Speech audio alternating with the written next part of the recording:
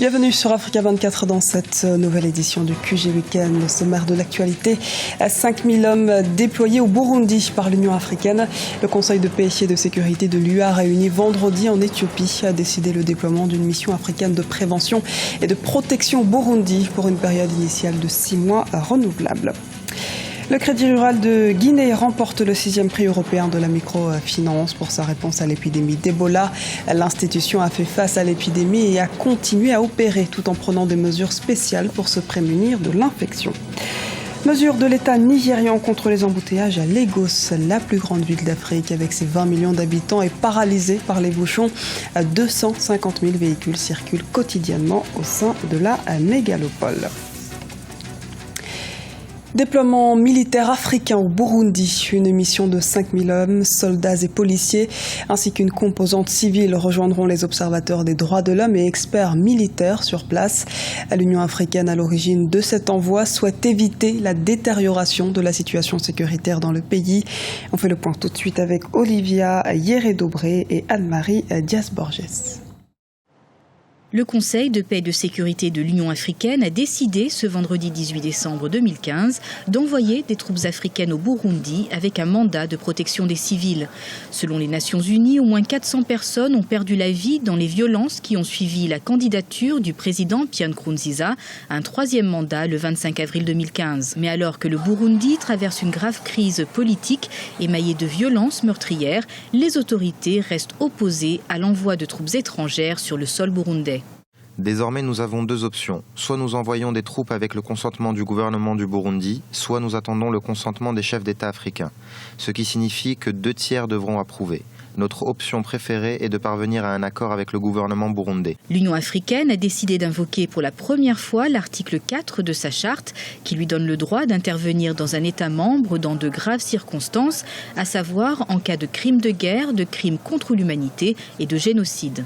Comme l'Union africaine dispose de l'article 4 de la charte de l'Union africaine qui permet en fait l'envoi des troupes sans l'accord du pays, le Burundi va se trouver devant un fait accompli finalement où l'Union africaine va imposer cet envoi. L'envoi de ces troupes sera salutaire pour le peuple burundais, surtout les citoyens qui se trouvent dans les quartiers qui ont manifesté parce que il y avait beaucoup de violence ces derniers jours. Ils avaient pas espoir dans les autorités sécuritaires du pays. C'est une très bonne chose, surtout que l'Union africaine dévance l'ONU. La décision de l'UA intervient une semaine après que le 11 décembre 2015, 3 camps militaires à Bujumbura et en province aient été attaqués. Des attaques qui, selon les autorités burundaises, ont fait au moins 87 victimes. Le Crédit Rural de Guinée, lauréat du 6e prix européen de la microfinance. Le CRG est notamment resté ouvert durant l'épidémie du virus Ebola, permettant un accès à des financements, à des séances de sensibilisation et à des subventions pour les clients affectés. Des explications dans ce reportage d'Emmanuel Milimono, correspondant en Guinée. Le Crédit Rural de Guinée, lauréat de la 6e édition du prix européen de la microfinance en 2015. L'institution a reçu ce sacre pour sa réponse innovante à l'épidémie d'Ebola en Guinée. Parmi les atouts qui lui ont valu cette distinction sur un nombre de 47 institutions de microfinance, figure notamment sa capacité à avoir continué à opérer tout en prenant des mesures spéciales pour se prémunir de l'infection et protéger son personnel ainsi que ses clients. Elle a aussi rééchelonné les prêts des entrepreneurs affectés par Ebola, poursuivi le décaissement de nombreux prêts et permis aux clients d'accéder à leur épargne comme en temps normal. Ce prix représente un grand honneur, une récompense internationale faite à la Guinée, faite au Crédit Rural, en reconnaissance des grands efforts déployés par cette institution durant les 2 années très difficiles que la Guinée a vécues suite au déclenchement de la maladie hémorragique à virus Ebola.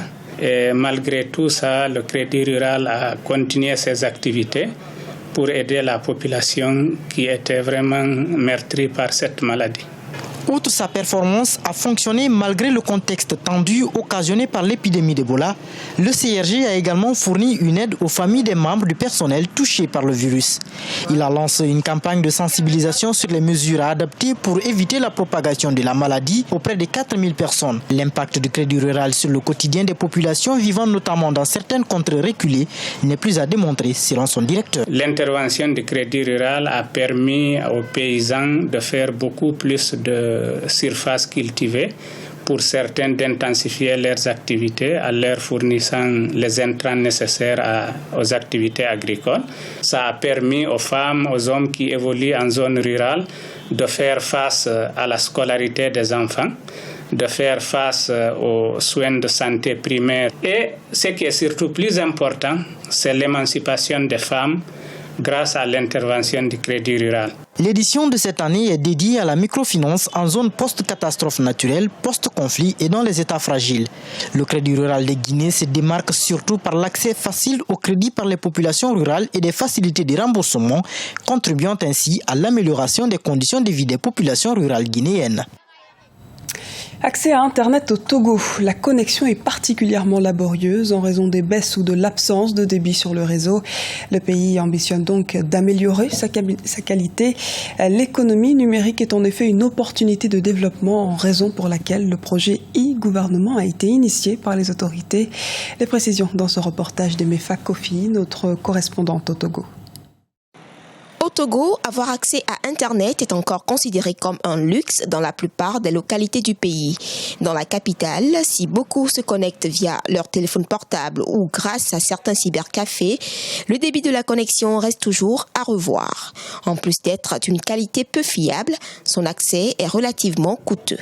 En tant que promoteur, le problème auquel on est confronté, c'est le coût. Le coût de la connexion. Là, j'ai lancé une demande pour voir sur le site de la FASEC. Ça ne vient même pas. Du coup, ça nous fatigue un peu. Depuis 2011, une plateforme a été mise en place au Togo. Il s'agit du Forum sur la gouvernance de l'Internet. Il vise à faire de l'Internet un outil de développement, ceci avec le concours du gouvernement, appelé à véritablement mettre en place une politique qui prend en compte toutes les contrées du pays. Beaucoup d'efforts sont en train d'être faits effectivement pour un meilleur accès des utilisateurs togolais à l'Internet. Et nous voulons encourager les autorités dans ce sens, de faire beaucoup plus d'efforts encore pour que chaque Togolais, qu'il soit dans un village reculé, qu'il soit en ville, qu'il soit étudiant, qu'il soit élève ou commerçant, puisse avoir accès à Internet et l'utiliser comme outil pour le développement personnel, pour le développement de ses affaires et pour le développement socio-économique de notre pays. Les actions déployées par le gouvernement pour la qualité de la connexion Internet jusqu'alors ne se limitent qu'au plan administratif et dans une certaine mesure au secteur de l'éducation. Un développement inclusif à travers l'économie numérique nécessite donc que tous les secteurs d'activité soient pris en compte.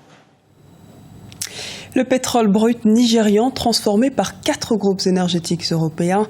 Le Nigeria va déléguer son raffinage pour transformer le pétrole brut destiné au marché intérieur nigérian à partir du mois de février 2016 afin de réduire ses factures d'importation de carburant.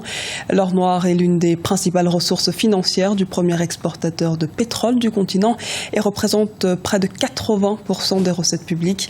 Les équipements étant obsolètes, les autorités souhaitent en parallèle trouver des financements pour remettre en marche les raffineries avant d'envisager leur éventuelle revente. Et le gouvernement nigérian met par ailleurs l'accent sur la construction d'infrastructures. Routes, ponts, métros et chemins de fer sont en cours d'élaboration. La congestion des villes à l'instar de Lagos est en effet un réel problème pour les automobilistes. Les précisions de Birama Saounera. La circulation dans la ville de Lagos, capitale économique du Nigeria, constitue un véritable calvaire pour les usagers. Certains passent 2 heures pour arriver à destination. D'autres préfèrent même faire leur course à pied afin de gagner du temps. Une situation que les chauffeurs de taxi et autres moyens de déplacement déplorent. Le type de souffrance que nous rencontrons sur la route est terrible. Par exemple, moi je vais à Adja. Avant de revenir de là-bas, je vais passer 4 à 5 heures sur la route. La population de Lagos est estimée à environ 21 millions d'habitants. Depuis 7 heures, plusieurs millions de personnes tentent chaque jour de se rendre au travail. Le réseau ferroviaire public n'existe plus et peu de routes relient les quartiers résidentiels et commerciaux.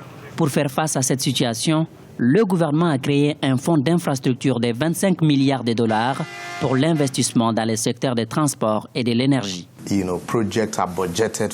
Le gouvernement du Nigeria avait initié beaucoup de projets. Cependant, la majeure partie de l'argent du pays a été détournée dans d'autres choses, surtout pendant la campagne électorale. Si les entrepreneurs ne sont pas payés, ils ne seront pas en mesure de livrer les projets dans les délais. L'apport de capitaux par le gouvernement devient faible à cause du goulot d'étranglement bureaucratique. Cela peut prendre du temps, même si les partenaires privés ont beaucoup contribué. Depuis 2011, un chemin de fer est en construction à Lagos, mais sa finition tarde toujours à être effective.